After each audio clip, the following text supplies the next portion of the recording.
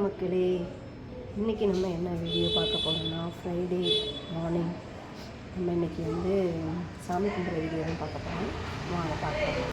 மக்களை விளக்கு ஏற்றுறதுக்கு முன்னாடி பூ போடுறப்பே நான் எடுக்கணும்னு நினச்சிட்டு இருந்தேன்.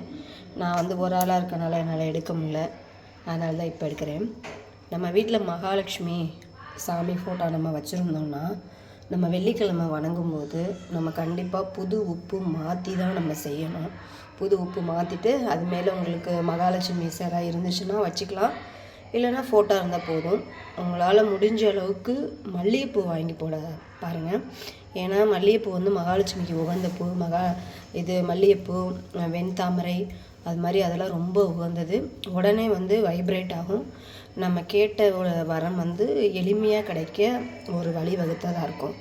அடுத்து கண்டிப்பாக நம்ம எல்லார் வீட்லேயும் இருக்கக்கூடிய ஒரு பொருள் கோமாதா. கண்டிப்பாக மகாலட்சுமி இருந்தால் கோமாதா கண்டிப்பாக நம்மள்கிட்ட இருக்கணும். அப்போ தான் நமக்கு சகல செல்வாக்கியமும் கிடைக்கும். சரிங்களா? அடுத்து ஆஸ் யூஷுவல் எல்லார் வீட்லேயுமே முருகர் வழிபாடு செய்வோம். அதனால் முருகருக்கு நம்ம எப்படி வழிபாடு பண்ணியிருக்கோன்னு பாருங்கள். அடுத்து இது என்னுடைய குலதெய்வம். எல்லார் வீட்லேயுமே குலதெய்வ வழிபாடு செய்வோம். சரிங்களா? அவங்களுக்கும் நம்ம வாசனையான மலர்களால் தான் நம்ம போட்டு விளக்கேற்றணும். சரிங்களா?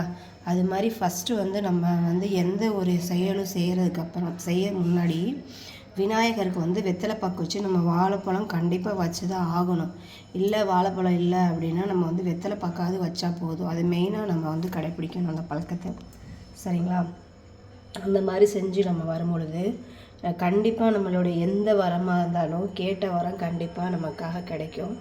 அது மாதிரி நாங்கள் கனகம்பட்டியார் வச்சுருக்கோம். இந்த ஃபோட்டோ தான் நான் வாங்கிட்டு வந்தேன். வாங்கிட்டு வந்ததுக்கப்புறம் பரவாயில்ல, நிறைய மாற்றங்கள், இவராலேயும் நிறைய மாற்றங்கள் இருக்குது. அதனால் நம்ம வெள்ளிக்கிழமை எந்த அளவுக்கு வீட்டை வைப்ரேஷனாக வச்சுருக்கிறோமோ அந்தளவுக்கு நமக்கும் மாறுதல்கள் நிறையா நடக்க ஆரம்பிக்கும். என்ன மக்களே, ஏதோ நான் வழிபாடு என்ன பண்ணுறேனோ அதை நான் உங்களுக்கு சொல்கிறேன். நீங்கள் ஒவ்வொருத்தரும் ஒவ்வொரு மாதிரி வழிபாடு செய்வீங்க. ஏன்னா வெள்ளிக்கிழமை அப்படிங்கிறப்ப நான் நிறையா பார்த்தது மகாலட்சுமி வழிபாடு தான்.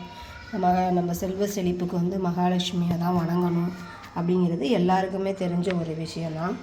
அதனால் சுக்கிர ஓரையில் விளக்கேற்றுனா மிக அருமை. நம்ம சுக்கிர ஓரையில் ஏற்றுறது மிக சிறப்பு. மகாலட்சுமிக்கு உகந்த நேரம் காலையில் 6 to 7, இல்லை காலையில் முடியலன்னா சாயந்தரம் 6 to 7 ஏற்றிடலாம். நான் என்னால் முடியலை, காலையில் ஸ்கூல் இருந்தனால அந்த வேலையே கரெக்டாக இருந்தனால ஈவினிங் டைம் பண்ணுறேன். நீங்களும் பண்ணுங்கள். அம்மனோட அருளை பெறுங்க. சரிங்களா? கேட்ட செல்வத்தை கொடுக்குறவங்க மகாலட்சுமி தாயார். கண்டிப்பாக மகாலட்சுமியை வணங்கி பாருங்கள். வரலட்சுமி நோன்பு இது மாதிரிலாம் கும்பிட்டு பாருங்கள். நிறைய மாறுதல்கள் தெரியும். சரிங்களா? இந்த வீடியோ உங்களுக்கு பிடிச்சிருந்தா கமெண்ட் பண்ணுங்கள், லைக் பண்ணுங்கள், சப்ஸ்கிரைப் பண்ணுங்கள்.